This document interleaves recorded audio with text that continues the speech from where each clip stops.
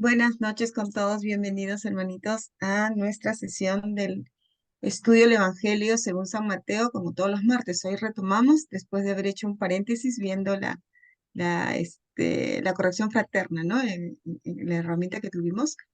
Pero ahora sí vamos a continuar acabando el capítulo 17, profundizando un poquito más sobre el perdón, El porque 18. perdón, el 18, tienes razón, 18, acabando el perdón. Y entrando ya al capítulo 19, ¿no? Son unos temas muy, muy hermosos y que esperamos la participación de todos ustedes, levantando la manito cuando Manuel Pablo nos dé el pase, ¿no? Para poder ya interactuar y poder escudriñar las escrituras. Entonces, ahora sí, vamos a ponernos en presencia del Señor, vamos a sobrecogernos, a dar todo de nuestra parte y a invocar al Espíritu Santo para que sea Él quien dirija esta sesión de la mano de Manuel Pablo. ¿Alguien desea leer la oración que está puesta en pantalla? Vamos. Ah, ok, lo hago yo. ¿Te parece, Manuel? En el nombre del Padre, del Hijo, del Espíritu Santo. Amén.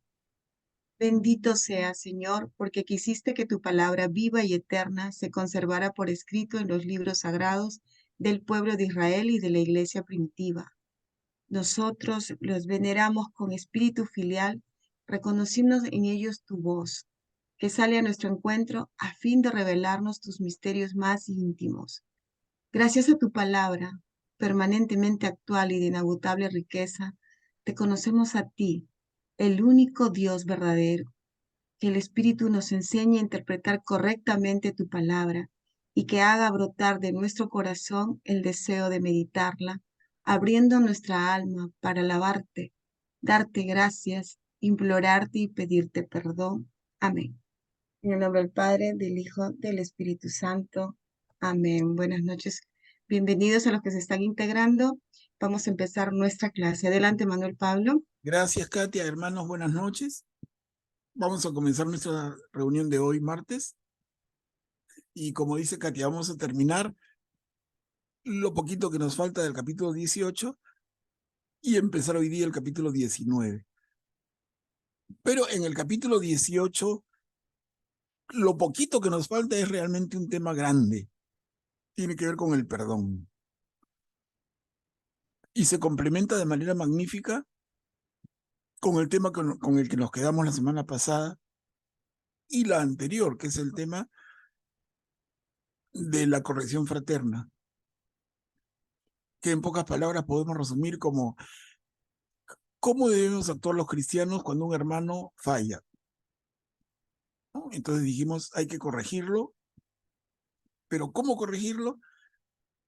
Y presentamos el martes en una sesión como paréntesis un tema, una herramienta, la asertividad. ¿Ok? Entonces ahí nos quedamos.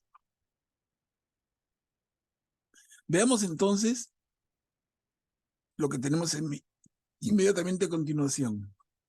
El final del capítulo 18 en esta perícopa. ¿No deberías también tú compadecerte?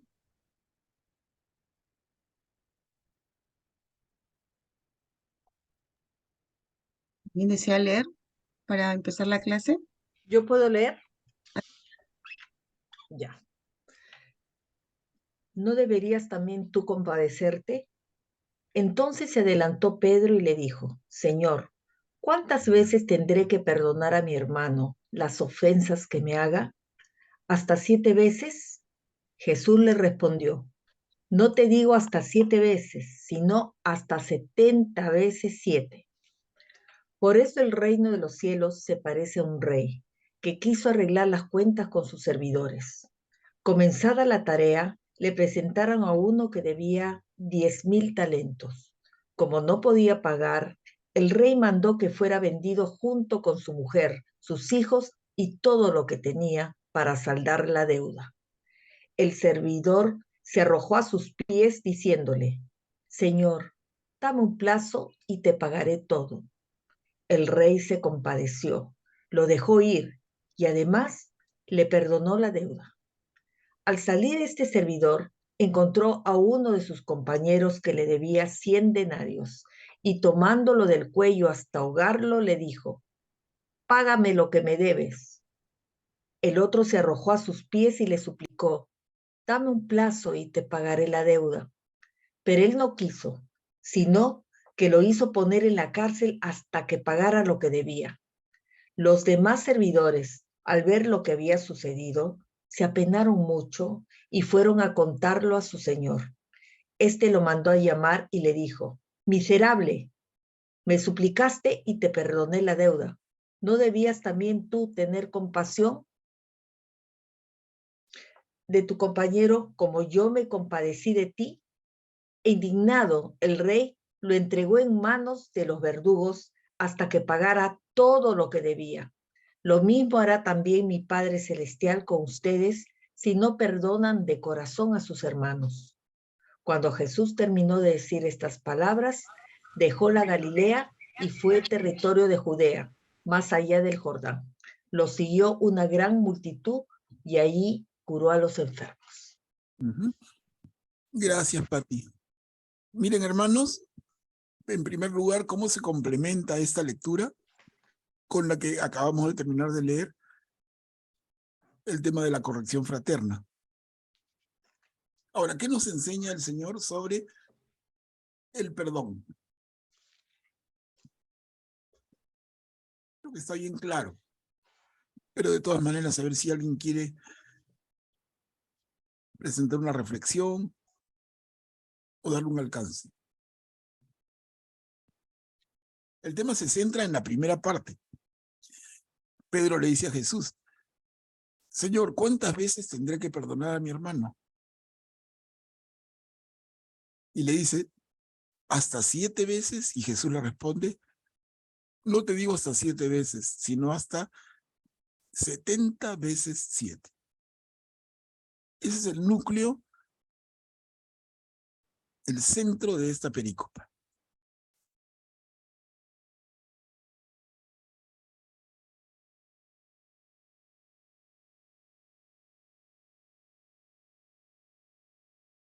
¿Queda claro para todos el sentido de este diálogo? No, no es un diálogo matemático. 7, 7 por 7, 7 por 10. No, los números significan algo, ¿no? Manuel, ¿puedo yo opinar también? Mira, cuando dice 7 veces, no te digo hasta 7 veces, sino hasta 70 veces 7. Eso significa entonces que se tiene que perdonar siempre. Eso Claro, sí. te hago la pregunta. Claro, entonces por eso es la reflexión. Muy bien, Pati. El número 7, para un judío, en lo que conocemos como la numerología judía, el número 7 significa lo completo, todo. Por eso la pregunta de Pedro tiene mucho sentido. Señor, ¿cuántas veces tendré que perdonar a mi hermano? ¿Hasta 7 veces? Entonces, Pedro le pregunta, Señor, ¿cuántas veces tendré que perdonar a mi hermano? ¿Siempre? Y Jesús todavía más firme. No te digo que siempre. Y es como que pusieran en mayúsculas, ¿no? En letras grandotas. Siempre. Siempre. Todo. Todo se perdona. Perdona todo. No hay pecado que no se perdone. Ahora, obviamente esto, y por eso vale la reflexión que ustedes pueden introducir, tiene que calzar con el resto del mensaje de Jesús. Porque tienen que haber condiciones para ese arrepentimiento. No es un arrepentimiento de la boca para afuera. Tiene que haber un arrepentimiento sincero, ¿no? Pero a lo que pregunta nuestra hermana Patricia, la respuesta de Jesús es muy clara. No te digo 7, sino 70 veces 7. O sea, Pedro le pregunta, Señor, ¿siempre le debo perdonar? Y Jesús le dice, siempre, pero en letras grandazas, como que cargar a un letrero, ¿no? Siempre.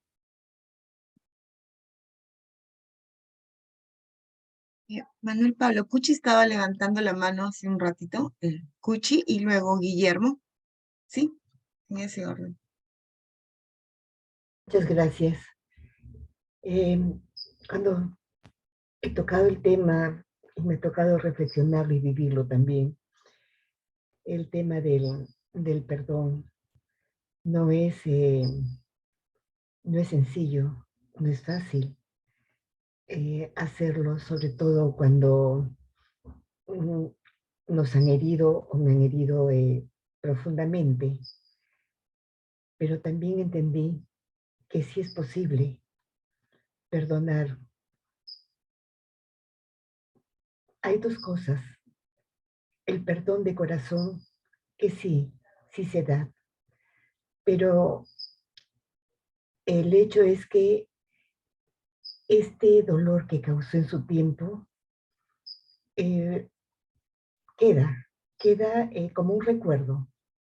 Eso es la palabra, como un recuerdo, porque forma parte de la historia de mi vida. Entonces son cosas que no se pueden borrar y decir no fue, estarán siempre, pero ya no hiriéndome, ya no haciéndome daño, sino todo lo contrario. Me invita a mí a orar por todas las personas que en algún momento sucedió esto. Porque al igual que ellos lo hicieron conmigo, yo también lo he hecho con otras personas, consciente o inconscientemente. Es inevitable. Alguna palabra que entendieron mal, o lo que fuera, pero sin querer o quizás queriéndolo, también hago daño. Entonces, ese perdón también lo necesito para mí. Cuento con sus oraciones. Gracias. Adelante, Guillermo. Gracias, Jate. Yo quería decir únicamente que esto del perdón está magníficamente resumido dentro del Padre Nuestro. En la versión primitiva decía, perdona nuestras deudas como también nosotros perdonamos a nuestros deudores. Y luego eso de deuda y deudores se cambió por ofensas, ¿no? Perdona nuestras ofensas como también nosotros perdonamos a los que nos ofenden. Alguna traducción he visto, como también nosotros perdonamos a los que nos han ofendido, ¿no? Nos ofenden es quizás gramaticalmente más amplio, porque los que nos han ofendido puede ser una limitación, pero los que nos ofenden, es decir, tanto los que nos han ofendido como los que nos ofenden, como los que nos pueden ofender a futuro. Entonces, no podemos rezar el Padre Nuestro sin perdonar, obviamente. Y esto nos lleva a lo que ya hemos visto en lecciones anteriores, que Dios perdona todo, absolutamente todo, y Manuel lo ha dicho al comenzar la clase. Entonces, reitero, ¿no? Yo recuerdo un caso de una señora amiga nuestra, mía, y en realidad, ¿no? Que tenía un problema serio de familia con un hermano de padre y madre. Y yo le dije simplemente, si tú no perdonas a tu hermano, no puedes rezar el Padre Nuestro, le dije. Y la dejé con ese pensamiento, ¿no? Pero creo que lo que quería remarcar era la síntesis del perdón que está contenida en parte importante del Padre Nuestro. Nada más. Bien, gracias. Gracias, Guillermo. Algo que Jesús también nos dice es que nosotros nunca debemos desistir de ejercitar el perdón. Siempre vamos a estar en eso. Y como dice Guillermo, pues el Padre Nuestro es lo que nos da, ¿no? La valla, ¿no? Perdónanos como nosotros perdonamos, ¿no? Si no, no nos va a perdonar el Señor. Y Claro. creo que esto también se ve a continuación.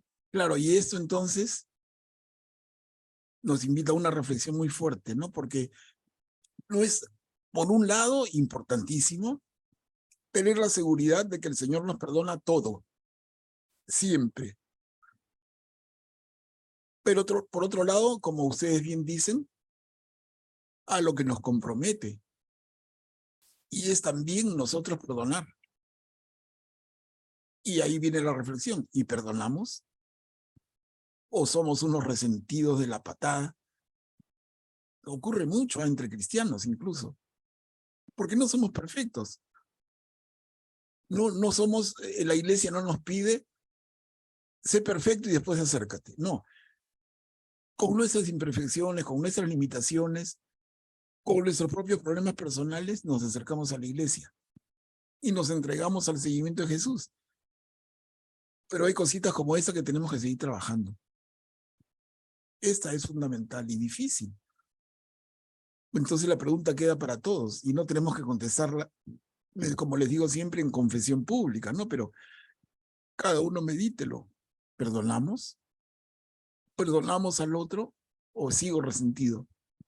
Y por eso cuando en otro momento del Evangelio el Señor nos dice, si tienes un problema con tu hermano, arréglalo antes de acercarte al altar. Pero ¿cuántas veces tenemos el problema bien guardado y vamos al altar y comulgamos felices? ¿No? Entonces ahí no hay coherencia.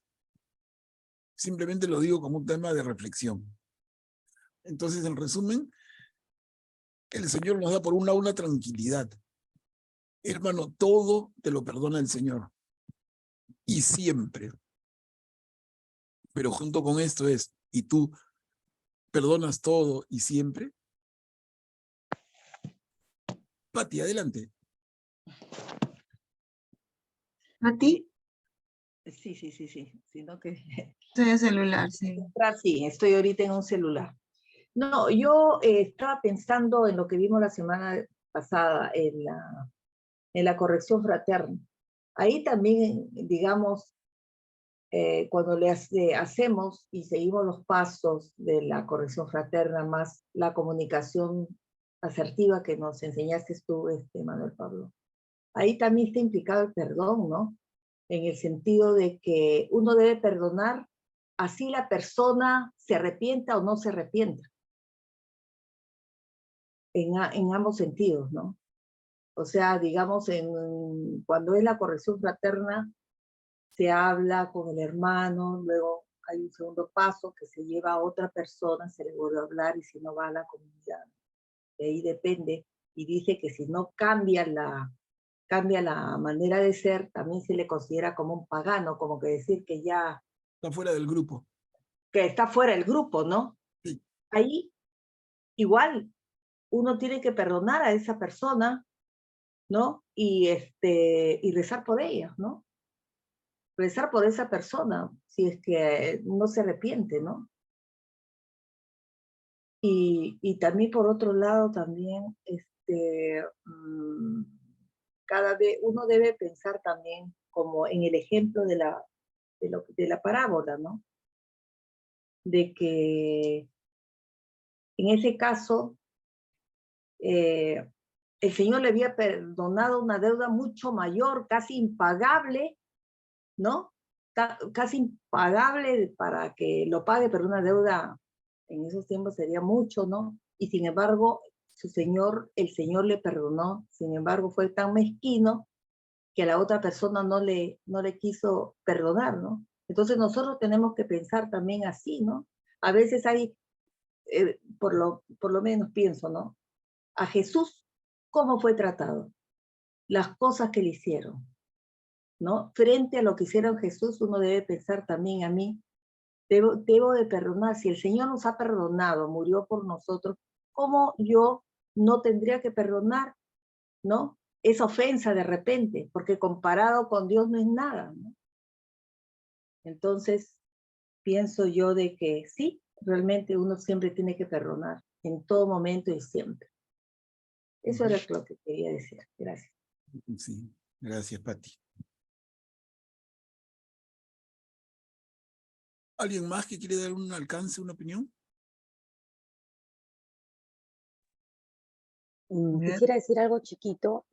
Quizá creo que para perdonar tenemos que tener amor en nuestro corazón. O sea, teniendo el amor, que es Dios el que nos da ese amor en el corazón, teniéndolo a Él, entonces podemos dar ese paso del perdón. Y también me llama la atención la palabra que está ahí en San Mateo, es la compasión, ¿no? Tener esa compasión, ese amor, cuando tiene esa bondad, ese corazón, perdón, cuando tiene ese amor, esa bondad, tiene compasión, ¿no? Así queremos que tengan compasión con nosotros también tener esa comprensión y compasión hacia los demás, ¿no? Hacia los demás. Claro, Pati. Ahí lo he marcado, ¿no? El rey se compadeció. Y miren, si nosotros leemos atentamente el Evangelio como lo estamos haciendo, ya lo vimos en Marcos, ahora en Mateo, si hay una característica que resalta sobre todas las demás en Jesús, es la compasión. Y acá el rey, como Jesús, se compadece. Un sentimiento auténticamente cristiano. Pero sin embargo, el perdonado en la parábola, como nos hace ver Pati, que le perdonan tremenda millonaria deuda, no perdona una deuda pequeñita. Qué desproporción. El rey, el Señor, le perdona tremenda, gigantesca deuda. Y él no puede perdonar algo pequeño. ¿Caemos en eso nosotros, hermanos? Y no hablamos de deuda de dinero necesariamente, ¿no? Creo que la reflexión vale. El evangelista Mateo nos invita a una reflexión, a un examen de conciencia profundo y nos marca un camino por el que tenemos que caminar. ¿Queremos ser cristianos? Debemos perdonar. Y como dijo Guillermo en el comienzo, ¿no? Como rezamos cada vez que oramos con el Padre Nuestro. Perdona, Señor, nuestras ofensas, como también nosotros perdonamos a los que nos ofenden. Pero, ¿cómo le voy a pedir al Señor que me perdone si yo no perdono? ¿Y cómo puedo declarar que perdono si en mi corazón albergo rencor? Hay que ser coherente, ¿no?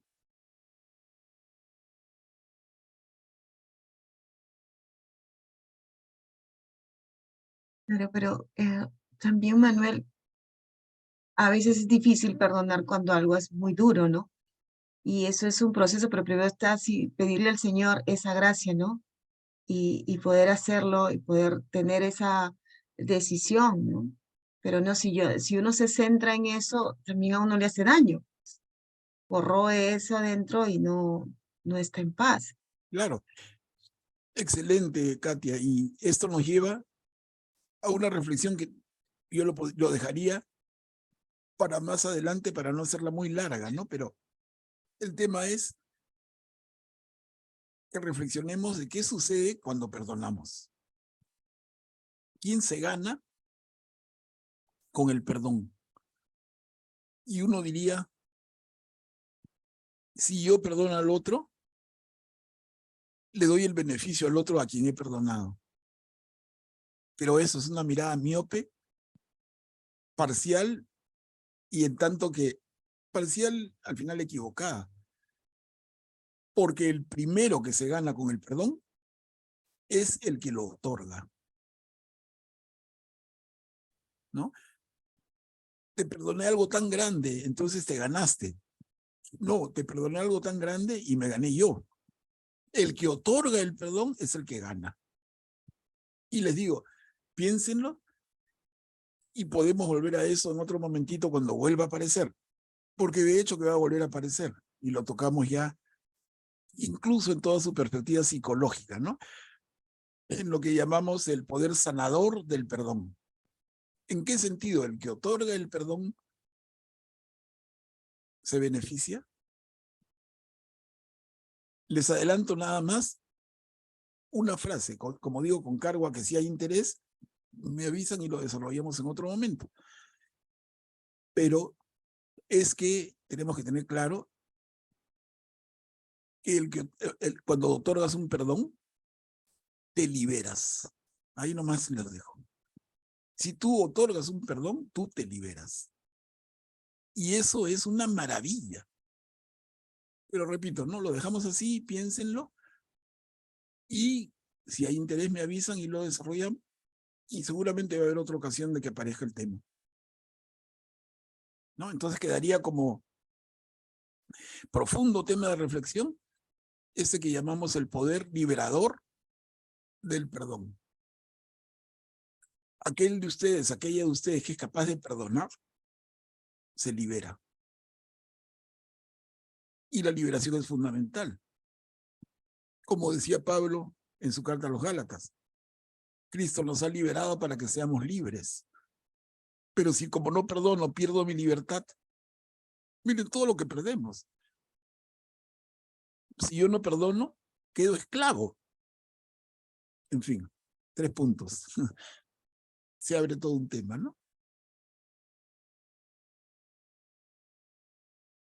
Ok, hermanos, entonces queda el tema para que lo mediten y a ver, avanzamos. Miren, vamos a empezar el capítulo 19, pero no sé si ustedes han reparado algo. El capítulo 18 nos ha demorado bastante, pero no es un capítulo más. Tiene algo particular. No sé si alguno de ustedes se ha dado cuenta. ¿No? Entonces, el capítulo 18, ¿qué tiene de diferente en relación a otros capítulos?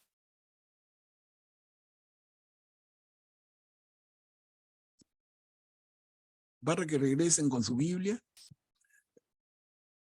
al primer versículo del capítulo 18 y miren, a ver si se dan cuenta. Yo los espero, así, porque es de verdad que es aprender, es aprender de verdad.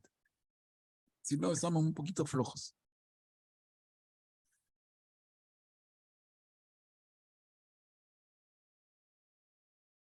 El recuperar la inocencia. Pero ¿cómo empieza, Augusto?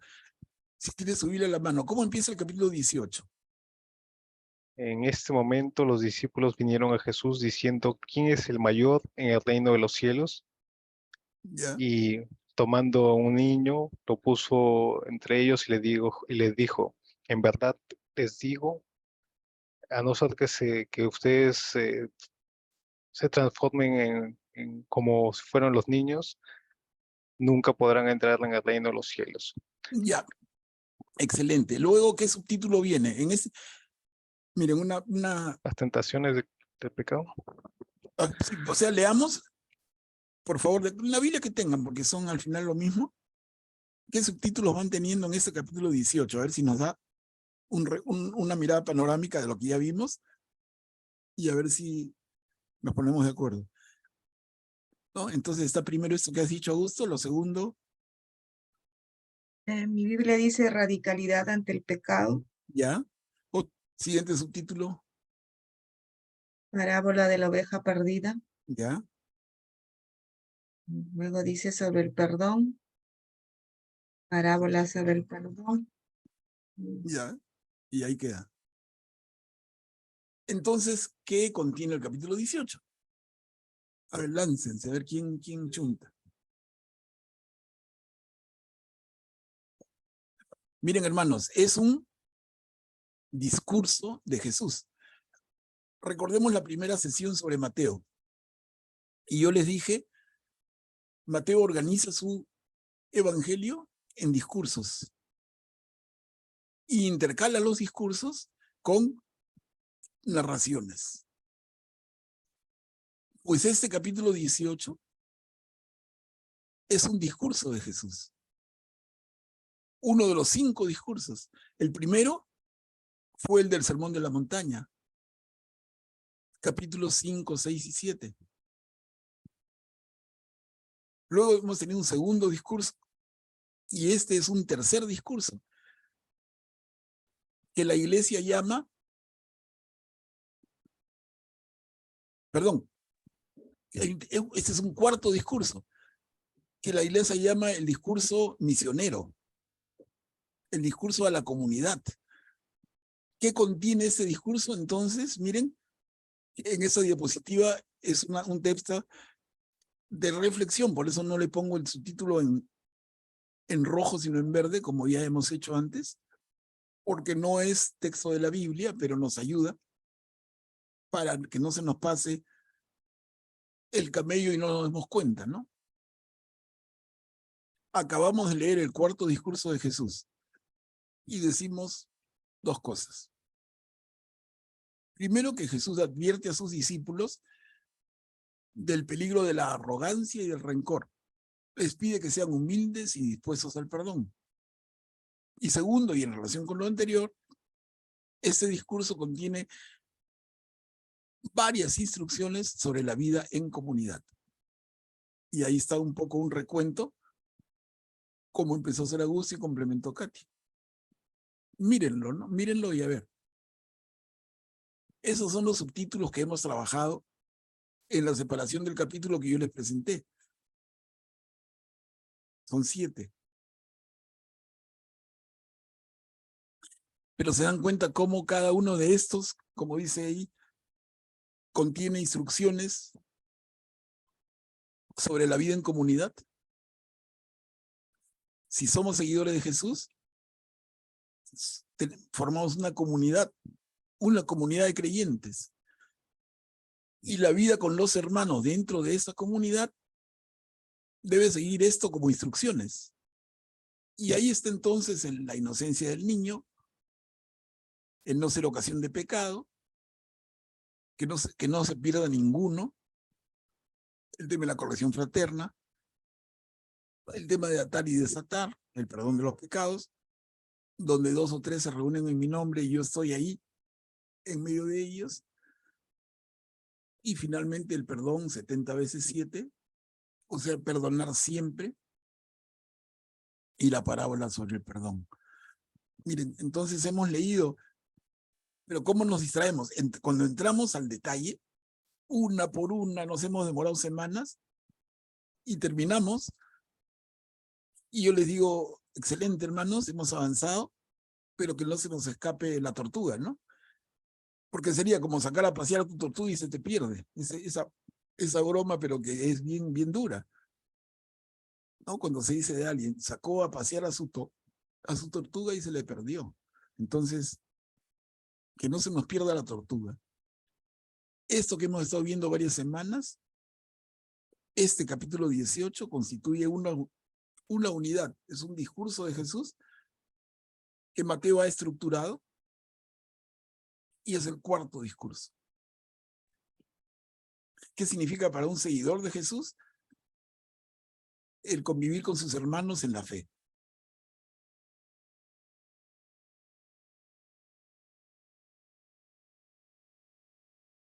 No sé si alguien quiere intervenir.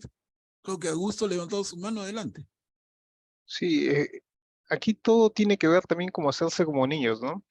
El niño perdona muy fácilmente, no es como el adulto. El niño puede estar molesto con su amiguito y a las 2 horas se le pasó la molestia y están como si nada. El adulto le dura más tiempo. El niño, si lo corriges correctamente y de buenas formas, entiende la corrección y la aplica, ¿no? La corrección fraterna le entiende muy bien. El adulto muchas veces le cuesta. Al adulto, aunque le hagas corrección fraterna, hay algunos que lo van a tomar mal, que se van a poner tercos, ¿no? De cómo la mentalidad de un niño que recalca a Jesús, de hacerse como niños, es tan importante y puede englobar todo lo que pasa en el capítulo, ¿no? Muy interesante. De acuerdo, Augusto, muchas gracias. ¿Cómo nos cuesta, no? Y por eso cuando Jesús nos dice, sean como niños. Y lo recuperamos, lo recordamos en esa primera viñeta. Si no se convierten y se hacen como niños, no entrarán en el reino de Dios.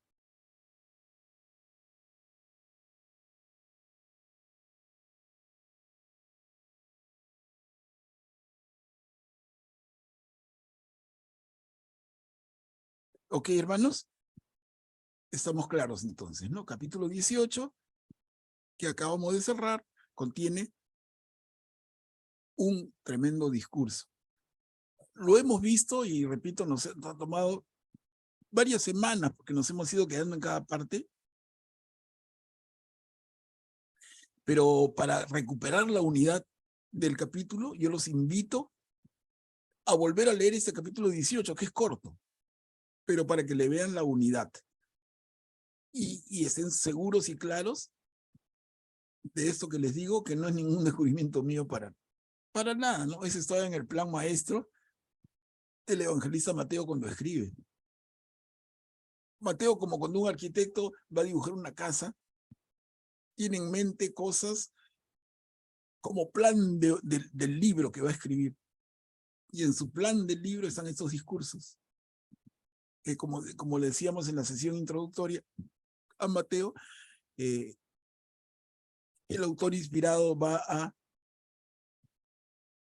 juntar en capítulos y luego va a intercalar estos con narraciones, milagros y hechos, ¿no? Bueno, avanzamos. Entramos al capítulo 19 y tremendo tema que aparece.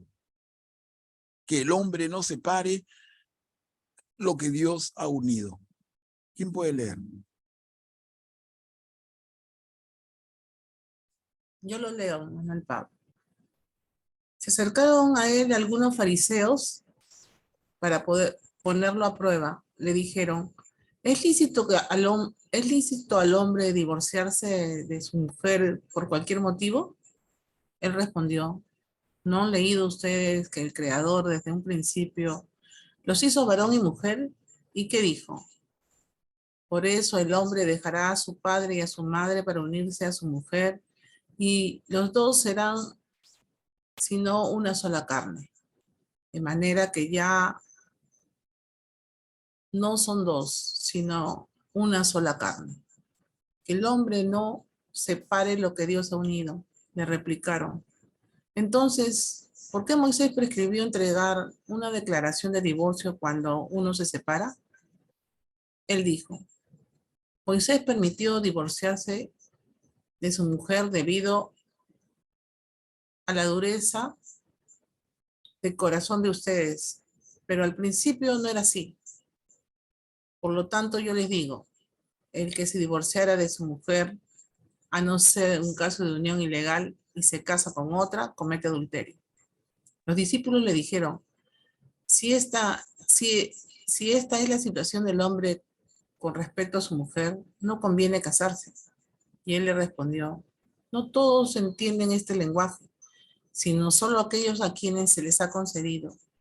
En efecto, algunos no se casan porque nacieron impotentes del seno de su madre, otros porque fueron castrados por los hombres, y hay otros que decidieron no casarse a causa del reino de los cielos. El que pueda entender, que entienda. Gracias, Rita. Miren, solamente les adelanto y les doy la palabra inmediatamente. Les adelanto que otra vez este tema es un tremendo tema, como seguramente ya están pensando ustedes. Si les pido opiniones, intervenciones, van a haber seguro muchas y se arma un tremendo tema. ¿Por qué? Tiene que ver con la unión del hombre y la mujer en lo que nosotros conocemos hoy en nuestra fe como el matrimonio cristiano. ¿De acuerdo? Y eso es lo que está hablando Jesús. Pero hay que entenderlo también a la luz del momento en que lo dice. No olvidemos que que Mateo es un judío que se dirige a judíos convertidos en seguidores. Entonces, Mateo le está escribiendo a judíos, a personas de formación judía. Entonces es muy interesante conocer en particular qué pensaban los judíos y cómo estaban formados los judíos en relación a el matrimonio. Y con eso entonces se entiende esto de la declaración de divorcio cuando uno se separa, ¿no? Jesús dice, a la mitad del párrafo, Moisés les permitió divorciarse de su mujer. Y es cierto, ¿no? El judío se podía y se puede divorciar. Entonces les digo, acá hay un montón de cosas y en relación a un tema delicado. Un tema que valía para el momento en que Jesús está dando sus instrucciones, pero también para nosotros hoy. 21 siglos después de Jesús, esto sigue siendo absolutamente vigente. Entonces, hermanos, les doy la palabra.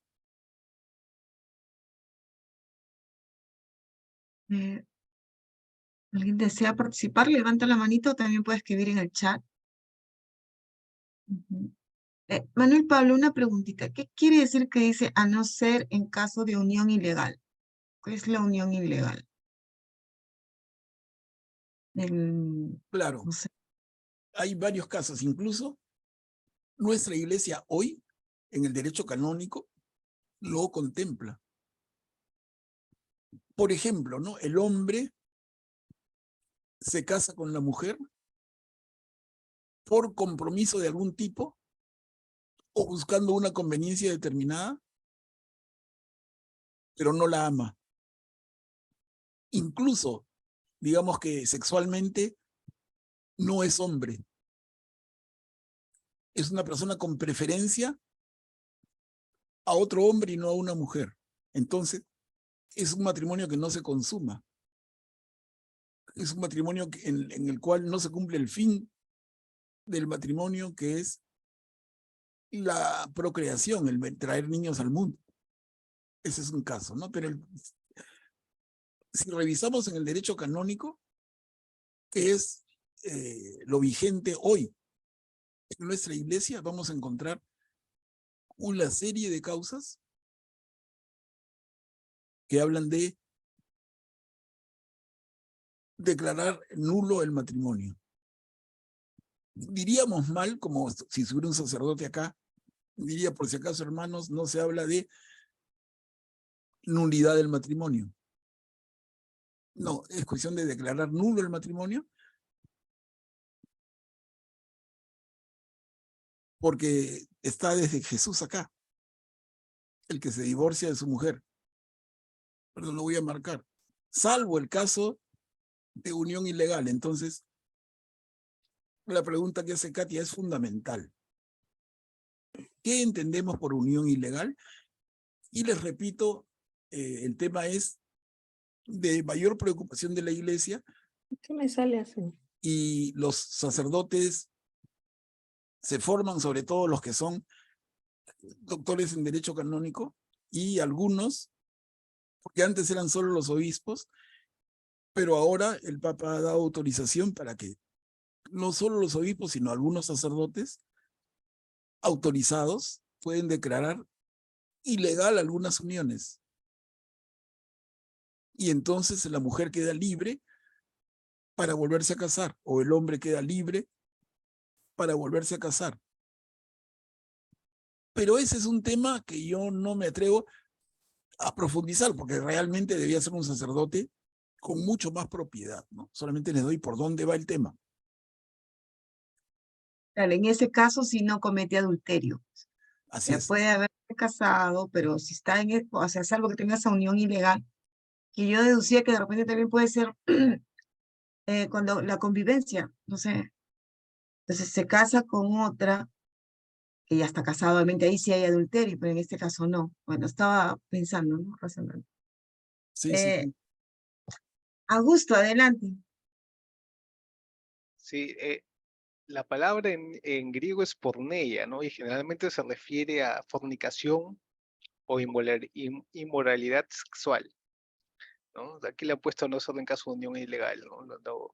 Pero sí, como decía Manuel, hay distintas, digamos, visiones, distintas interpretaciones de la iglesia, pero claro, el derecho canónico es lo que manda, pero también está la visión patrística, ¿no? La visión patrística decía que Jesús permitía el divorcio en casos serios de inmoralidad sexual, pero no permitían que se casaran después de haberse divorciado. Y que estaba muy en línea con lo que decía San Pablo, ¿no? De aquel que la pareja que se separa tiene dos opciones, o se reconcilia o permanece soltera. Y en caso de ¿cómo se diría, Manuel? Anulación del matrimonio, o sea, como si nunca hubiera existido, si hay causas Sí, para eso. sí. ¿No? O sea, claro, eso es Eso, algo distinto porque nunca es como si nunca hubiera existido realmente el matrimonio porque sí, no se cumplieron las condiciones primarias para este. exacto, exacto, Augusto. Creo que lo que es nulidad, anulación es la que no hay. Nulidad es como que lo saca algo, me parece. No sé si Patti me puede ayudar porque justo hemos visto esto con el padre en clase. Pero también ahí has marcado que el hombre no separe lo que Dios ha unido, ¿no? O sea, el Y matrimonio eso es muy, para muy, muy siempre. lindo. Nosotros debemos haber ido pues a, no sé, cientos de celebración de matrimonios en la iglesia. Y en todos los matrimonios se pronuncian estas palabras. A veces en otra forma, dependiendo de la traducción, que el hombre no separe lo que Dios ha unido. ¿No? Que el hombre, ¿cómo dice también? Que lo que Dios ha unido, el hombre no lo separe. Que lo que Dios Que ha unido no lo separe el hombre, que no lo separe. Sí, o sea, podemos jugar de acuerdo con traducciones, pero el concepto es este, y se reza, y el sacerdote lo pronuncia en voz alta en la celebración de un matrimonio cristiano. Entonces esta es una frase de Mateo capítulo 19, miren.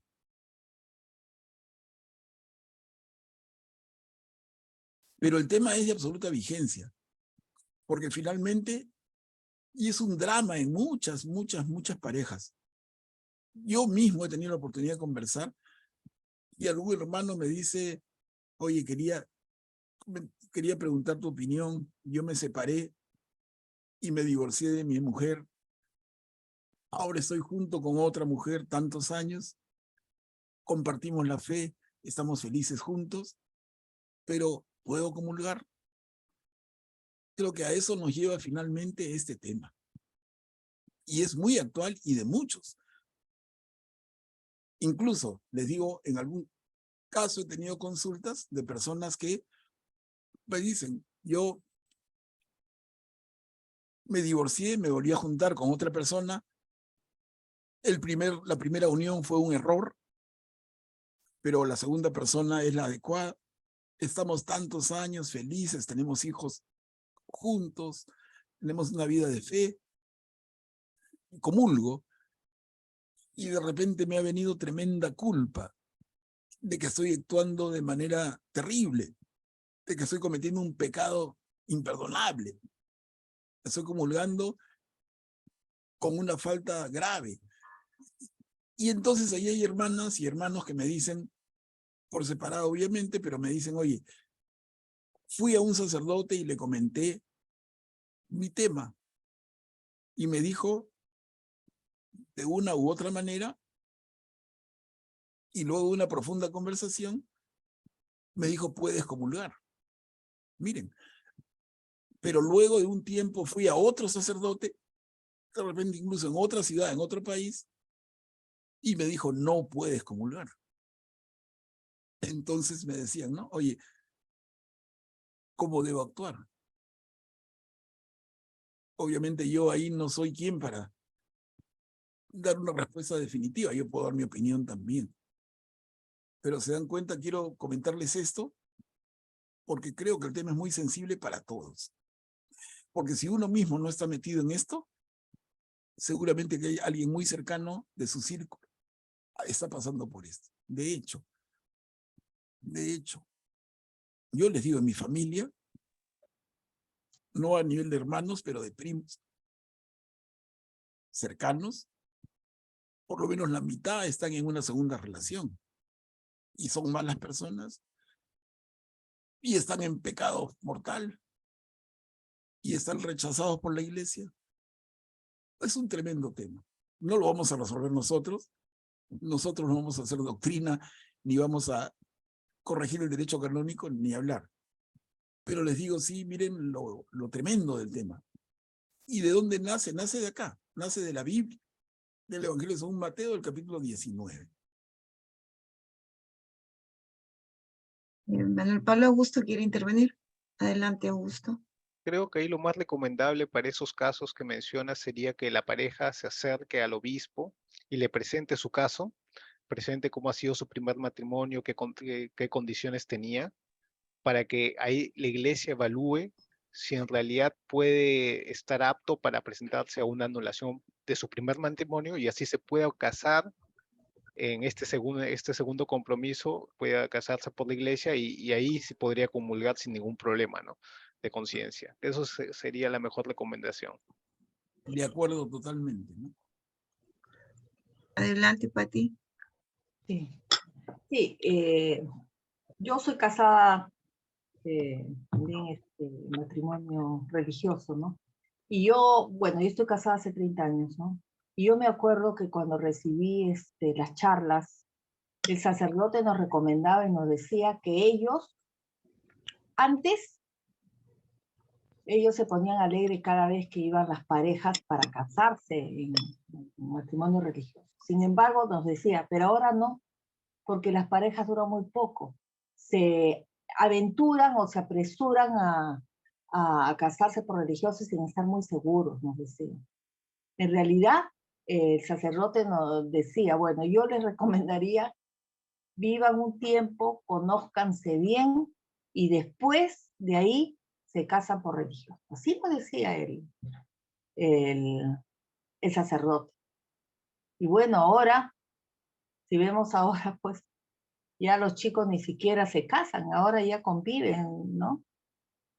Lamentablemente, lo del matrimonio, lo sagrado que es digamos, con esta cultura nueva que está llegando a muchos jóvenes, como que se ha venido abajo esto del matrimonio, ¿no? Que una cosa, digamos, tan sagrada, sobre todo, ¿no? Ven la parte de afuera y no la parte interna, ¿no? Y de verdad que da mucha pena. Y respecto a esto también a la palabra, ¿no? Sí, pues acá también había, estaba leyendo que también era lo del divorcio, y cuando dice de que Moisés permitió separarse de sus mujeres, también era del contexto de esa época, ¿no? Porque era una sociedad machista y de alguna manera yo lo veo pues eso de por cualquier cosa separarse, ¿no? ¿Cómo quedaba la mujer? Pues la mujer repudiada no era bien vista en ese tiempo. Entonces, de alguna manera, también eso influye también con lo que el Señor explica y se pone en la posición de más rigorista, ¿no? Porque habían dos escuelas, los que eran un poco más, más laxos, o sea, no eran tan, los que permitían, digamos, que se puedan divorciar, y la otra escuela que era lo contrario, ¿no? Yo creo que se puso también, Jesús argumentó y correctamente, porque desde la creación creo que tenía que ser así, habíamos sido creados para podernos juntar hombre y mujer y crear, ¿no? Unirnos en una sola carne, así éramos desde el principio. Lamentablemente, y como ahora los vamos viendo, ¿no? El hombre inicia y mete su conveniencia y el plan de Dios como que lo deja a un lado. Esto quería decir. Gracias, Pati. Guillermo y luego Hilda. ¿Sí? Adelante, Gracias. Guillermo. Como dijo Manuel, este es un tremendo tema. Y aquí Mateo lo pone en, ¿cómo se puede decir?, en lisa. Es un tremendo tema, pero creo que está el problema y está la solución, ¿no? Porque cuando los judíos, a quienes Mateo se dirige en su evangelio, le dicen, pero ¿por qué Moisés prescribió entregar una declaración de divorcio cuando uno se separa? Entonces Jesús les contesta, Moisés les permitió divorciarse de su mujer debido a la dureza del corazón de ustedes, pero al principio no era así. Ahí está bien clarito, creo que no es necesario hacer ninguna interpretación, ¿no? Ni salirse por las ramas. Sin embargo, es un tema tan profundo porque hay una multiplicidad de casos, ¿no? Entonces, yo conozco un caso muy cercano. Tengo un primo hermano que su hijita, mujer, tiene solamente 2 hijos, la mujer y el hombre. Su hijita mujer se casó y lamentablemente el esposo, pues, para comenzar no era creyente católico, pero se casó por la Iglesia Católica, por obligación seguramente de la familia. Y después, como se dice vulgarmente, sacó los pies del plato y su esposa lo descubrió, se separaron, finalmente se divorciaron. Y mi primo me preguntó en una oportunidad si es que, ¿qué se podía hacer respecto al matrimonio religioso para que su hija quede liberada del vínculo matrimonial? Y yo le dije, lo que sé es que ahora hay tribunales eclesiásticos que se rigen por el derecho canónico. Y en esto el derecho canónico tiene la última palabra. Y le recomendé, me he enterado que en la parroquia Nuestra Señora de Fátima en Miraflores funciona un tribunal eclesiástico. Así que si quieres averiguar mayores detalles, vete allá. El tema de que se ha tocado de que si puedo comulgar o no puedo comulgar porque el primer matrimonio falló y me separé y me divorcié. Cuando hablan de me divorcié, se refieren obviamente al vínculo civil ante la ley, el cual es posible disolverlo. Pero el vínculo religioso tiene que ser tratado por un tribunal eclesiástico con sujeción al derecho canónico. Pero cuando una persona quiere saber si puede o no puede comulgar, tiene que ir donde un sacerdote, quien tiene los conocimientos suficientes de teología moral para poder resolver el problema concreto de esa persona. Porque todos los problemas no son iguales. Como Augusto dijo hace un momento, el matrimonio tiene una serie de requisitos para que quede perfeccionado, o como se dice también, consumado. Entonces, eso es algo que la Iglesia ha puesto en práctica hace ya bastante tiempo, porque antiguamente el matrimonio religioso era impensable, decían que tenía que ir a Roma para que el Vaticano aprobara la disolución, ¿no? Y hay casos famosos en el Perú, por ejemplo, el que fue presidente 2 veces, Manuel Prado Ugarteche, fue casado en un primer matrimonio con una señora de la cual se divorció, y como era un hombre adinerado y con poder político, etcétera, consiguió que el Vaticano le disolviera su primer matrimonio y se pudo casar con la segunda esposa, ¿no? Un caso parecido fue el del presidente Fernando Belaúnde también, ¿no? Pero digo esto solamente para mencionar casos que son conocidos acá en nuestro país, ¿no? Pero cada caso es diferente, entonces para que el matrimonio sea indisoluble y no va a ser resuelto favorablemente por ningún tribunal eclesiástico, es cuando se cumplen todos los requisitos que tiene el matrimonio según el derecho canónico, y se han cumplido todos, y entonces no hay ninguna rendija por la cual se puede decir, no se ha cumplido esto, entonces se puede disolver el vínculo, ¿no? Entonces, ese es un tema exclusivamente de derecho canónico.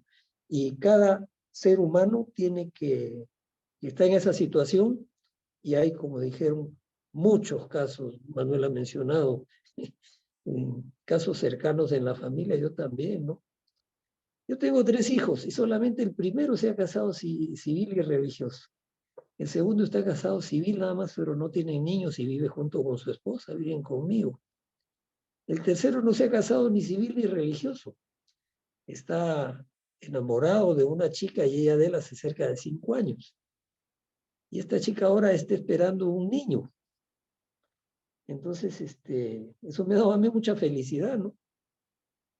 Pero mi hermana, comentando el caso con ella, me hizo presente una recomendación que un sacerdote amigo nuestro, que ya descansa en paz, le dijo hace muchos años, ¿no? Que ella tenía que estar ahí mirando nada más y apoyando en lo que sea necesario, pero que no podía decir nada. Haz esto o no hagas esto, ¿no? Porque el tema de la unión matrimonial o el sacramento del matrimonio, y para los casados por matrimonio religioso, solamente el esposo y la esposa son los únicos con autoridad para saber de los problemas que tienen, para tratarlos y para resolverlos, ¿no? Cuando uno escucha una versión de uno, está escuchando una versión de parte. Para formarse un juicio, un criterio, tendría que escuchar también a la otra parte, si es que acuden a él en consulta. Yo particularmente creo que el matrimonio religioso, hablemos del matrimonio como el matrimonio religioso que es el sacramento, está en crisis hace más de 60 años, diría yo. ¿Por qué? Por el tema de los valores. El domingo en el Evangelio, el Señor Jesús dice, el que ama más a su esposa o a su esposo más que a mí, no es digno de mí. El que ama más a su hijo o a su hija más que a mí, no es digno de mí. El que no quiere tomar su cruz y seguir, no es digno de mí. Ahí está bien claro, para mí, está bien claro, ¿no? El primer valor tiene que ser Dios. Y Dios, que nosotros sabemos que es un solo Dios, pero tres personas distintas. Como dicen, a Dios nadie lo ha visto, pero a Jesús sí. Jesús ha sido una persona real, el Hijo de Dios, hombre como nosotros.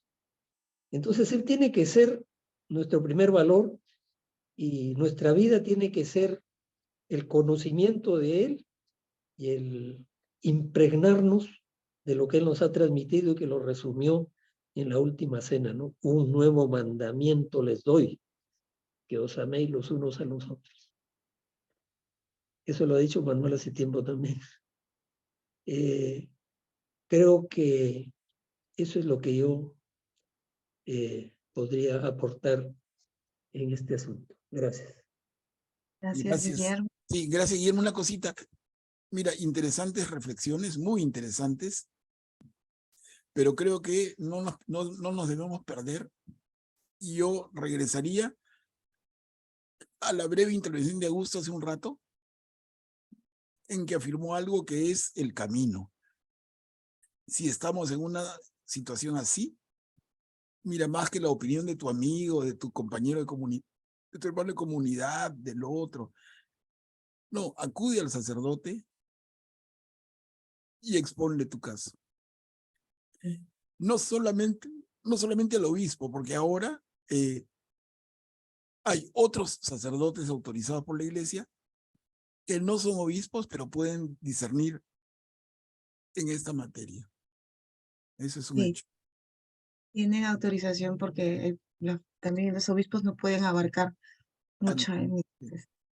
Manuel Pablo, Hilda también ha estado levantando la mano, luego María Cristina Paredes, que también pidió por el chat la palabra, y luego Patti, en ese orden, ¿sí? Adelante, Hilda. Muy buenas noches.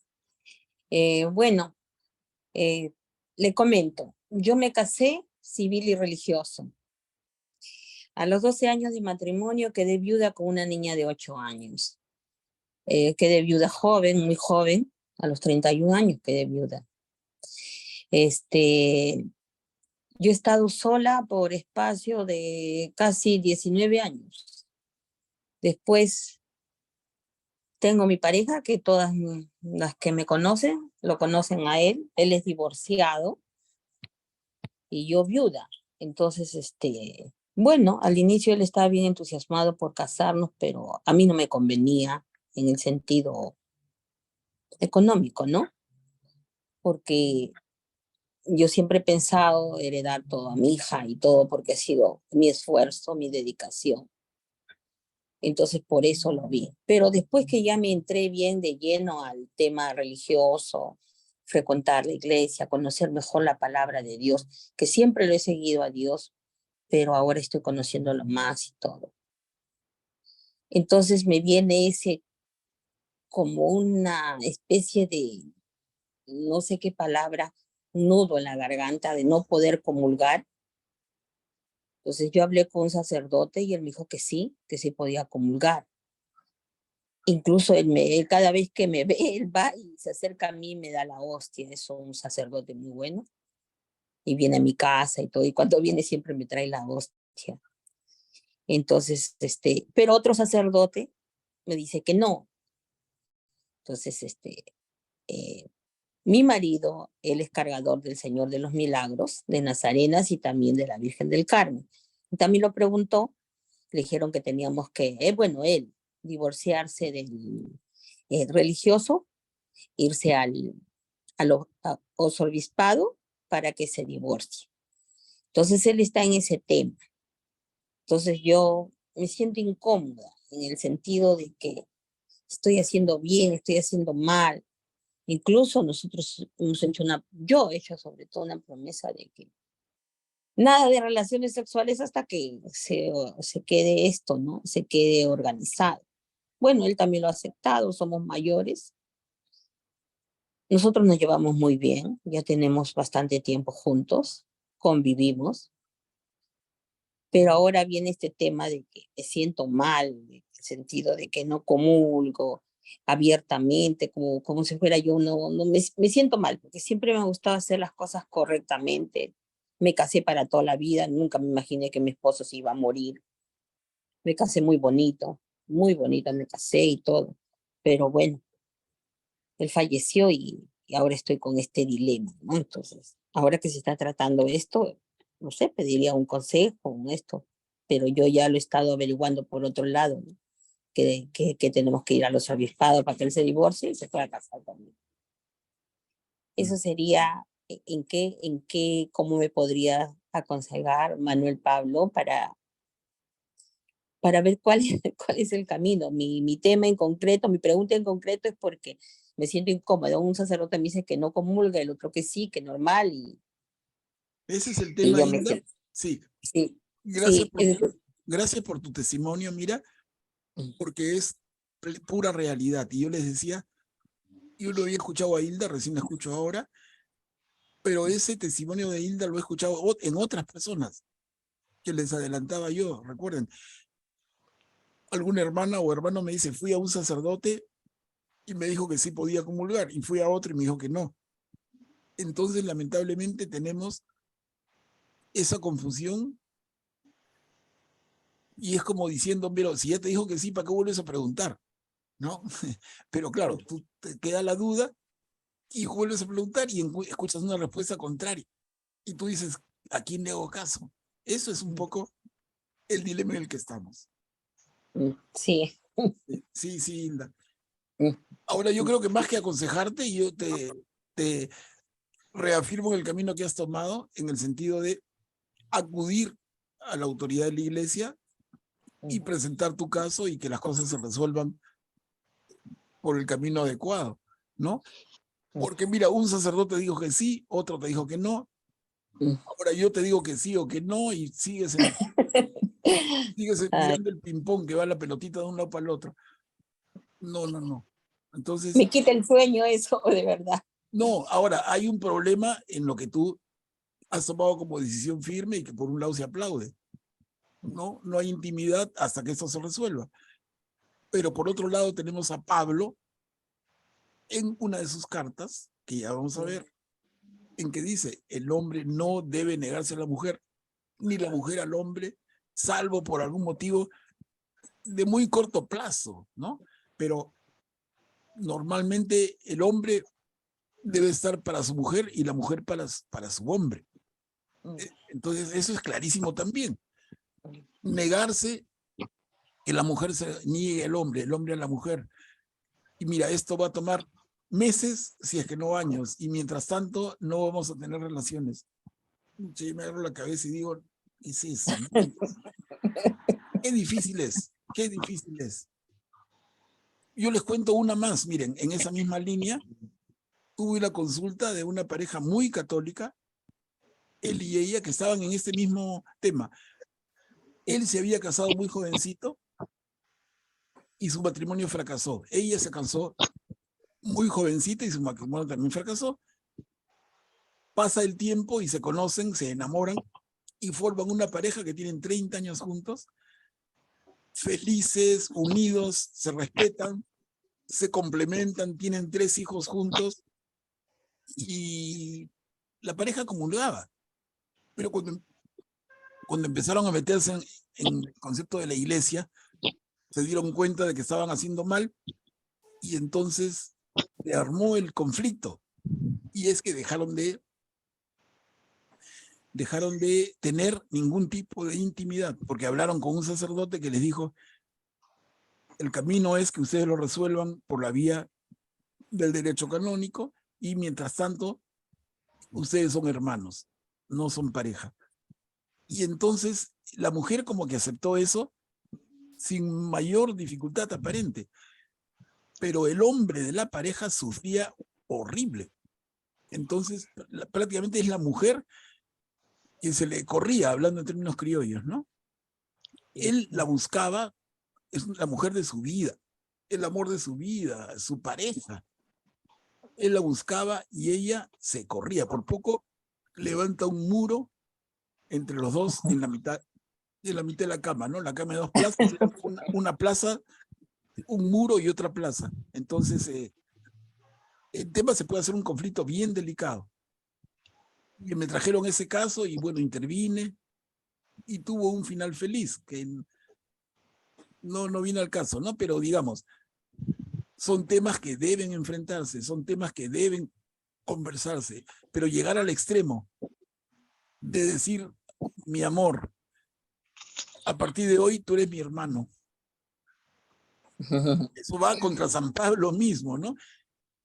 No tengo la cita a la mano, pero la pueden encontrar fácilmente. Entonces el tema, digo, es complicado. Sí. Es complicado, no hay que minimizarlo, no es cuestión de porque la iglesia dice todo arreglado. No, es un tremendo tema. Y además juegan los valores de una, pues, ¿no? Claro, Entonces, y viene un poco, Hilda, el sentirse culpable, el sentirse sucio, el sentirse que cuando exacto, sí. comulgué y cuando regreso, en vez de estar feliz, lleno de Cristo, estoy culpable. He cometido un sacrilegio, he hecho algo malo. No merezco no merezco la confesión. Soy un pecador, soy un sucio. Pucha, digo yo, ¿eso quiere Jesús para nosotros? De ninguna manera. Y sin embargo, nosotros nos llevamos bien y nos respetamos mucho. Nuestra relación es de verdad, ya vamos a cumplir 20 años juntos, pero unos meses. Pero qué lindo, pues. Sí, y no tenemos hijos, nosotros dos. Él tiene sus hijos de su matrimonio, y yo tengo mi hija de mi matrimonio también, de que quedé viuda con una niña, que ya tiene 38 años. Y bueno, y nosotros no hemos tenido la oportunidad, pero nuestra relación sí, ¿para qué?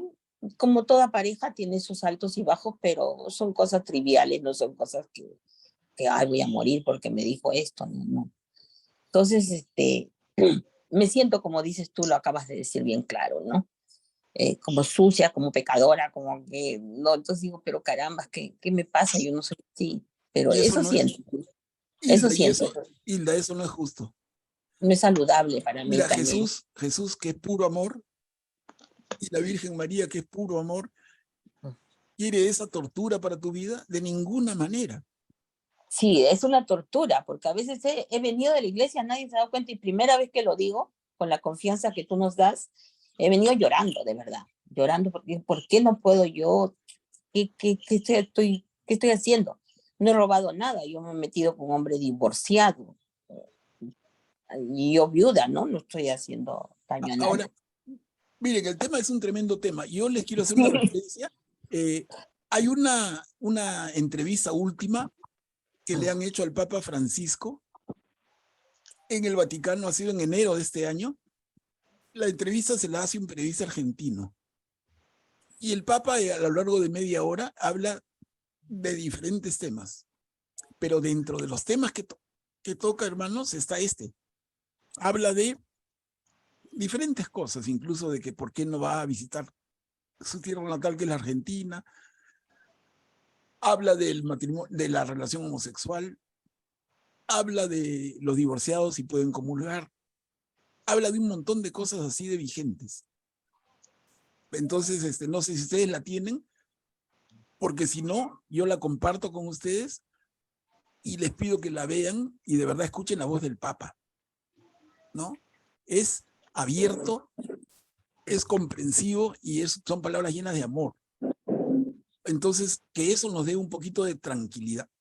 Pero luego siempre, como dijo Augusto y repito, la solución final tiene que estar dentro de la iglesia, ¿no? Y en la aplicación que haga el sacerdote autorizado en cumplimiento de lo que la iglesia establece. Esa es la solución final. Pero sentirnos sucios y pecadores, nunca. Nunca, imagínense qué grave pecado hemos cometido cuando el Señor perdona todo. En fin.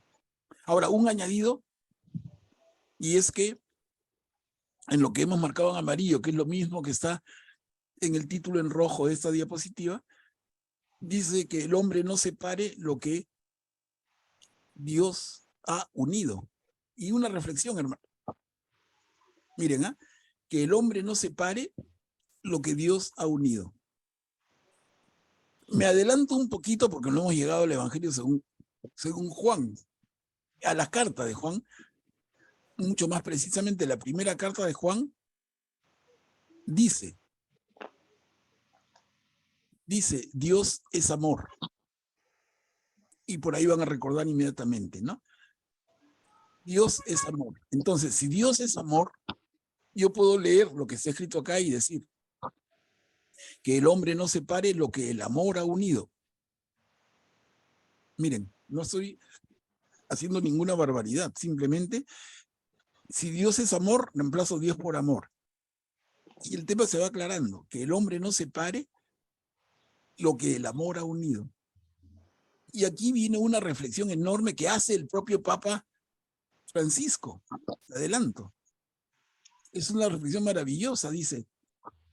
Cuando el hombre y la mujer se casaron, muy jovencitos, muy apresurados, muy ilusionados, ¿realmente se amaban? ¿Es que la relación de esa parejita era una relación de amor o era otra cosa? Atracción, pasión, pero no amor. El amor es algo que se construye con el tiempo y es algo que podemos hablar también nosotros si les interesa y lo podemos desarrollar así como desarrollamos el tema de la asertividad. Yo diría, ¿cuál es la diferencia entre amar y estar enamorado? Es totalmente diferente. Entonces, si yo me caso enamorado, ¿es que me caso en el amor? La respuesta es no. Pero un no grandazo, les digo, sin ninguna duda. Enamorarse y amar son dos cosas diferentes. Entonces, volvemos al tema porque sería materia de una reunión especial. Pero se los comento porque el Papa, en esta entrevista de enero de este año, toca este tema. Y él dice, yo para ser sacerdote tuve un camino de 7 años que finalmente es un discernimiento espiritual. Pero tú para casarte conociste a la chica una semana, un mes, y dijiste, ella es la mujer de mi vida. ¿Se dan cuenta de lo desproporcionado? Yo, para ser sacerdote, 7 años de discernimiento. Tú, para casarte, por decir algo, un mes de conocerla. Ya decidiste, ella es, él es. Y entonces, ahí estamos mal, ¿no? Ahí estamos mal. ¿Por qué el sacerdote no se ordena desde un mes que tiene el llamado? Y va y dice, he tenido el llamado del Señor, quiero ser sacerdote, y entonces, ok, mira, estamos empezando julio, empezando agosto, vente hermanito que va a haber una ceremonia, antes hay un par de charlas, que firmen 3 testigos y ya tú eres sacerdote. ¿Por qué no es así? Porque es mucho más, y digo, tanto para el sacerdote como para la religiosa, que también consagra su vida al Señor, ¿no? Ambos hacen todo un discernimiento en el camino, le ponen pruebas, y entonces, por ejemplo, en el caso de las religiosas, primero hacen votos temporales, y luego votos perpetuos. ¿Y por qué casarse no es igual de exigente? Reflexiones. Y de alguna manera les digo, yo me estoy demorando más que lo capo y breve que es el Papa, pero por ahí gira su reflexión. Entonces, él dice, si una mujer y un hombre se revientan la cabeza a sartenazos, ¿es que los ha unido el amor? ¿Es que alguna vez en esa pareja hubo amor? No hubo atracción, hubo pasión, hubo un encanto temporal, lo que quieras llamar, que llamamos enamoramiento, pero amor, nunca hubo amor. Entonces, lo que ha unido a esa pareja, el amor no lo ha unido. Y me atrevo a decirlo, y ahí lo dejo, pero entonces, lo que ha unido a esa pareja, Dios no lo ha unido. Por más que haya una ceremonia, ¿no? Pero realmente, esa mujer joven, ese hombre joven, no, su unión no es una unión hecha por Dios, porque no es una unión en el amor. Y les repito, esto ahí nomás lo dejo, lo podemos ampliar, pero les voy a dar el link para la entrevista del Papa, que habla de otras cosas, pero habla de esto. Y es interesantísimo, porque tampoco es que tome una posición definitoria, pero da mucha apertura. Es una posición en que la Iglesia parece que hay todo un tira y afloja interno permanente. Entonces, quien crea que la Iglesia tiene una posición cerrada al respecto, no. Miren, escuchen al Papa. Como les digo, el tema es un tema del primer siglo, Mateo, su evangelio, la Iglesia en su doctrina, en el derecho canónico, y ahora un tema vigente en la agenda del Papa Francisco en el siglo XXI. Miren ustedes. Es porque los divorcios han aumentado mucho y además la convivencia. Manuel Pablo, María Cristina quiere participar, ella pidió la palabra por el chat. Claro que sí. Adelante, María Cristina, qué gusto tenerte y escucharte. Gracias, buenas noches. Este es un testimonio. Miren, yo tengo una amiga que me comentaba que ella iba a anular su matrimonio y yo le pregunté, ¿qué has hecho? Y ella me dijo que fue al arzobispado, expuso su caso y que le dijeron que sí, procedía la anulación del matrimonio. Y me dijo que eran como 3 requisitos, ¿no? Yo me acuerdo solamente uno, si se comprobaba, ¿no?, de que el hombre había ido con engaños, si era homosexual, uno. El otro era si era un vicioso, ¿no? Apostador, qué sé yo. Del tercero sí no me acuerdo. Yo, por supuesto, no le pregunté cuál fue su caso, ¿no? Ni tampoco me lo contó. Al tiempo me le encuentro y le pregunto, ¿no?, ¿qué pasó? Y me dijo que sí, que le habían anulado su matrimonio. Que ese matrimonio, para anularlo, va al Vaticano y demoraba como 1 año y medio, 2 años. Pero que al final sí llegaron a anulárselo. Otro caso, un amigo de la familia de mi hijo se casó. Su matrimonio le duró 2 meses porque la chica lo engañó. Entonces yo le dije, mira, mi amiga ha hecho esto. El chico fue al arzobispado, lo citaron, conversó todo. Y un día hay quien va y nos cuenta, ¿no? Fui, señora, como usted me dijo, y mi caso sí meditaba para que lo anulen. Pero el chico desistió. No lo quiso hacer. Bueno, ¿no? Ese quería contarles, ¿no? No sé si le servirá a la señora anterior, que a mi amiga sí le anularon su matrimonio. Eso quería comentarles nada más. Gracias, María Cristina. Cristina, vamos a tener 2 intervenciones más, porque tenemos las 9:30 de la noche ya. A ver, Beatriz, que estaba levantando la mano, luego Guillermo, ¿sí? Beatriz. Buenas noches. Yo estaba pensando, Manuel, que con respecto específicamente, ¿no?, a la frase, a lo que has resaltado de que el hombre no separe lo que Dios ha unido. es como que de adentro, ¿no? De adentro del matrimonio mismo. O sea, también se puede ver como que de afuera, ¿no? Que tú no seas como quien separe ese matrimonio, pero también viendo de adentro, ¿no? Y era todo lo que decías, ¿no? Como que lo que el padre había mencionado, el papá había mencionado, ¿no? Que él se había preparado 7 años y nosotros, pues, los que entramos al matrimonio, solo nos preparamos, pues, tan poquito. Entonces, es esa parte, ¿no? Entramos tomamos la decisión probablemente más importante de nuestra vida, o entre las más importantes de nuestra vida, porque va a ir a lo largo y pues hacemos un compromiso para toda la vida, hasta que la muerte nos separe, pero no nos enteramos de cómo vamos a llevar esto para tanto tiempo. Entonces, creo que el meollo del asunto es el ir más preparado al matrimonio, a saber a qué nos enfrentamos y aprender más de Dios, o sea, más, no sé, porque hay las charlas de catecismo, de catequesis, ¿no? Para el matrimonio, creo que se llama el catequesis, ¿no? No sé si me estoy equivocando, pero esa preparación es la que falta, ¿no? O sea, realmente conocer más a qué nos vamos. Y como tú mencionabas, y mandaste alguna vez un audio corto, recuerdo yo, hace tiempo, acerca del enamoramiento y del amar, ¿no? Lo que significaba, pues, amar, ¿no? Que este periodo cortito del enamoramiento y que luego era el amar, el entregarse. Lo que significa es el matrimonio basado en el amor, ¿no? Y como decías, es el amor, es Dios quien está ahí, porque Él es el amor. O sea, sin Dios no funciona el matrimonio. Con Dios es solamente porque Dios es el amor y es lo único que puede unir a esa pareja ante lo que pase, ¿no?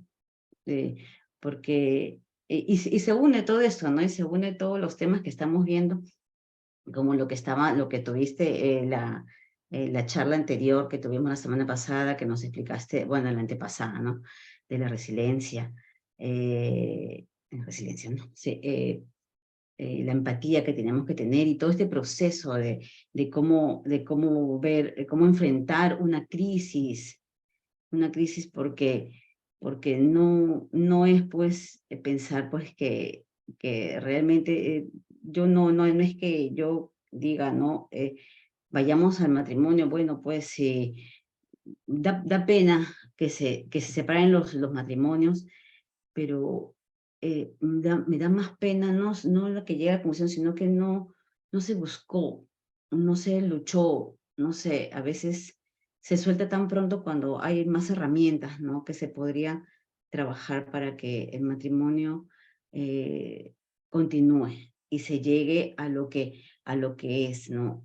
Hasta al compromiso que tuvieron inicialmente, hasta que la muerte los separe, ¿no? Que obvio es difícil, no es fácil la convivencia, pero como decías, con Dios, solamente con Él se puede hacer. Bueno, ese era el comentario que quería decir. Gracias, Beatriz. Mire, y junto con el comentario de Beatriz, una pregunta que yo les dejo, y sería la siguiente, ¿no? ¿Es que el amor se acaba? ¿Qué responderíamos a eso? ¿El amor se acaba o el amor es para siempre? Tremenda pregunta, les digo. Y la psicología también tiene mucho que aportar en ese sentido. Y va por el lado de diferenciar el amar de estar enamorado. Son dos cosas diferentes. Pero cuando las confundimos, pagamos un precio muy alto. Y si el tema se confunde dentro de la iglesia, el precio es mayor todavía. Porque entonces yo me siento sucio, me siento un culpable, me siento un blasfemo y todo lo que estamos hablando. ¿No? Entonces, ¿el amor se acaba? Y si la respuesta es sí, caramba, ¿no? Pero ¿y si la respuesta es no? Mi apuesta personal es que el amor no se acaba.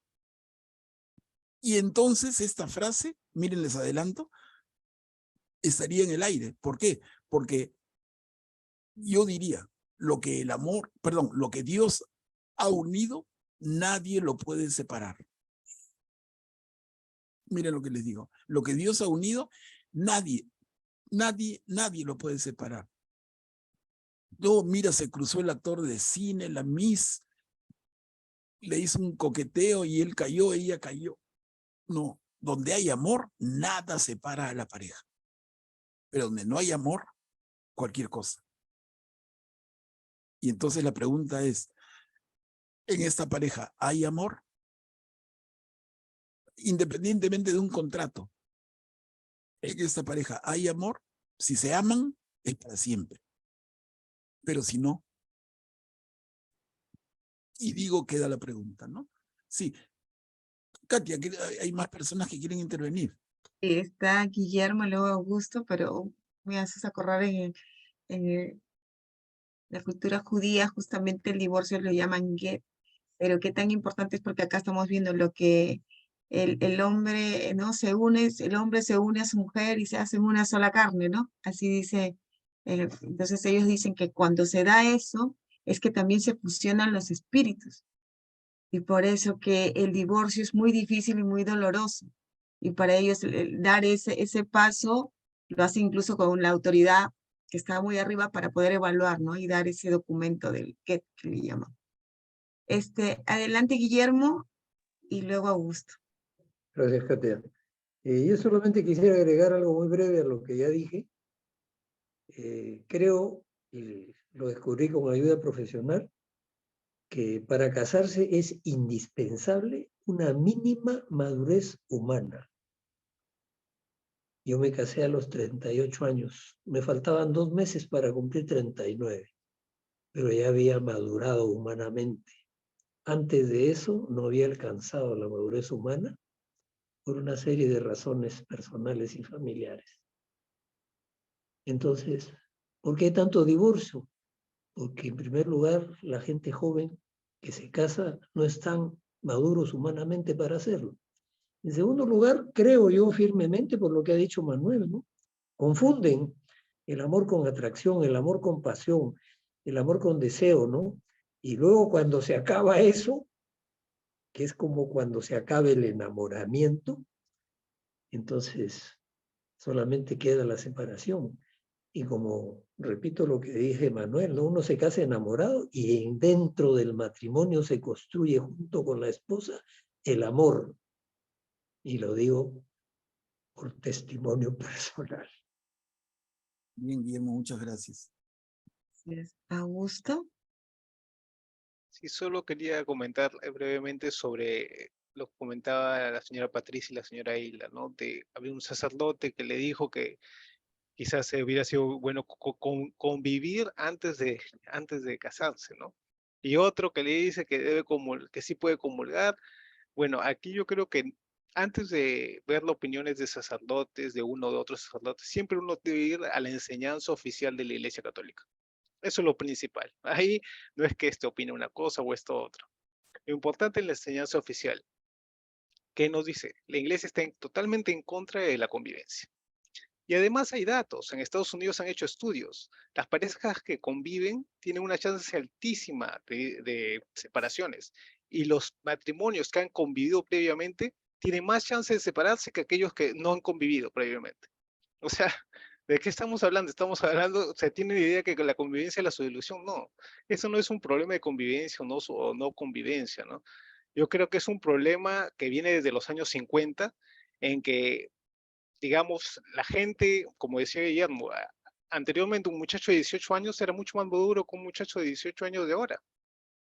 Eran responsables, debían mantenerse por sí mismos, tenían otra visión, ¿no? Venían de una época difícil de la Segunda Guerra Mundial y tiempos duros, tiempos recios forman personas fuertes, ¿no? Ya después las personas fuertes forman tiempos, digamos, que generan personas débiles, como que es en la época que estamos, ¿no? Y de repente Manuel lo puede digamos, extender esto un poquito más al campo psicológico, ¿no? Ahora las personas vivimos en una cultura del yo-yo, ¿no? Yo, y después yo, y antes yo. No hay una cultura de ceder y de sacrificarse por la otra persona, ¿no? Ahora todo el mundo quiere una satisfacción inmediata, ¿no? Entonces, se tiende mucho a no tener esa esencia que hacía como base del matrimonio, el sacrificio, la comprensión, el ceder, el tratar de esa unión y si estamos alejados de Dios, más aún, ¿no? La importancia del matrimonio es que está sellado por Dios. Entonces, si tienes otra base moral adicionalmente a tu promesa que has hecho hacia tu pareja, tienes esa base que le has hecho una promesa a Dios también. Entonces, te añade algo adicional. No es tan importante casarse que a veces no le damos la importancia necesaria, no, que convivan, no, más importante es que se casen, si no están dispuestos a casarse quiere decir que no están muy seguros, ¿no? Entonces, es todo un tema eso, como dice Manuel, pero es un tema largo para hablar probablemente en otro momento. Sí, es importante, pero es importantísimo, ¿no? Importantísimo. El amor es una decisión, Manuel, y el matrimonio en el sacramento es una alianza que hacemos con el Señor. Eso es de tres. El esposo, la esposa y el Señor. Tres están en el sacramento del matrimonio.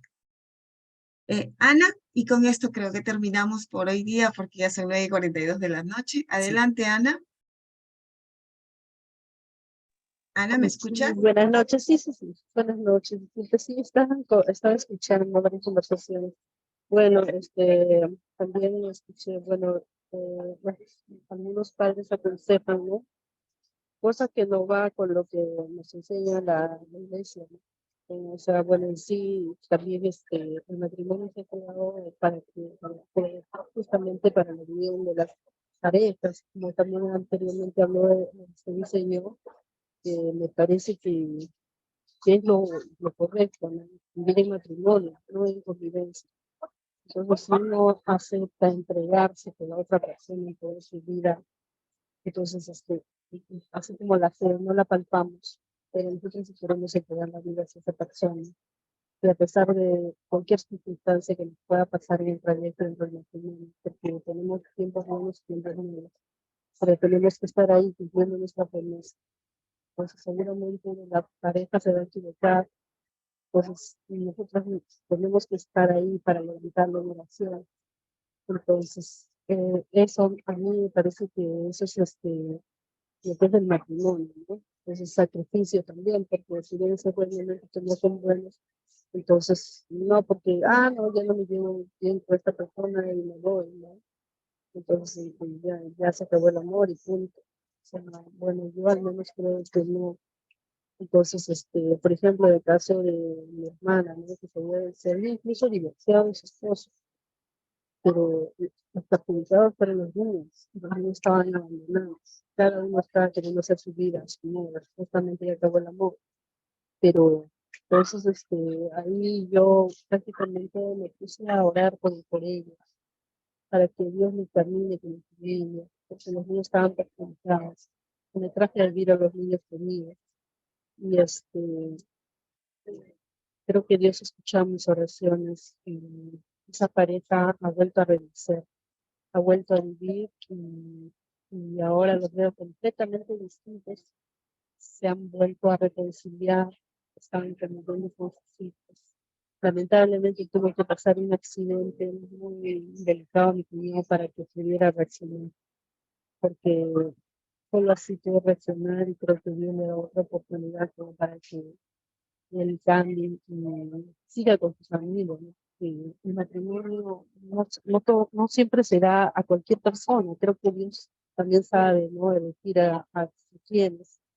Entonces, es ahí donde nosotros tenemos que perseverar en las circunstancias que nos pasan, porque hay momentos en que no quisiera tirar la toalla, pero no podemos dejar eso. También igual los sacerdotes, ¿no? Se han entregado a Dios, es su profesión, es como una profesión, ¿no? Cualquier que uno se dedique. Entonces, el matrimonio es igual. Entonces, nosotros no solamente estamos con pareja, sino también estamos formando hogares, a nuestros hijos, los futuros padres o familias que van a Entonces nosotros tenemos que guiarnos en base a, no lo que a veces nos digan, no, sí está bien la convivencia, entonces aceptemos todo, o cosas así, ¿no? Que el mundo nos está diciendo cada día.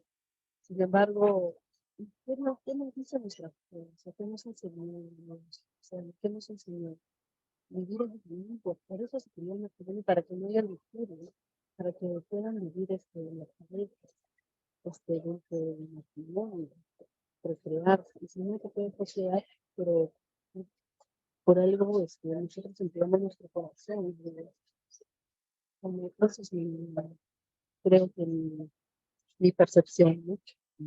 Bien, Ana, muchas gracias. Muchas gracias. Entonces, hermanos, miren, hemos podido comentar ampliamente este tema. Voy a marcar acá que nos quedamos. Otra vez hemos avanzado poquito, pero como ven ustedes, los temas son tremendos. Son tremendos temas. Yo les voy a pasar, porque como recordó una de las hermanas en su intervención, yo les pasé a algunos de ustedes, pero hay gente nueva que se sigue incorporando al grupo. Yo les pasé unos audios, 2 en particular, en que son audios de 4 minutos nada más. Uno de ellos habló del enamoramiento y el otro del amor. Entonces lo voy a pasar nuevamente en el ánimo de que lo vuelvan a escuchar. Y sobre todo los hermanos que nunca lo recibieron porque son nuevos. Les voy a pasar esos 2 audios junto con la grabación de hoy y les voy a pasar la entrevista al Papa Francisco.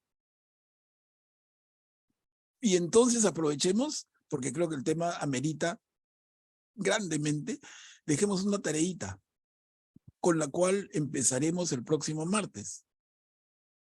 Y sería la tareita, sería una reflexión. ¿El amor se acaba? Porque claro, si el amor se acaba, entonces yo me caso amando y ya no amo. Entonces entendería, si ya no amo, la unión no tiene mucho sentido. Pero en fin, vamos a ver por dónde van ustedes. La pregunta que quedaría de tarea, ¿el amor se acaba? ¿No? Que sería, leyéndolo en términos cristianos, ¿lo que Dios ha unido se acaba? ¿Cómo explicamos eso? Bueno, entonces, hermanos, aquí quedamos. La reunión ha sido bien dialogada. Tenemos un compromiso de mi parte, además de enviarles la grabación de la reunión de hoy, 2 audios y la entrevista al Papa Francisco sobre este tema y una tareita, ¿ok? Gracias, Manuel. Katia, quedamos aquí entonces, te doy la palabra.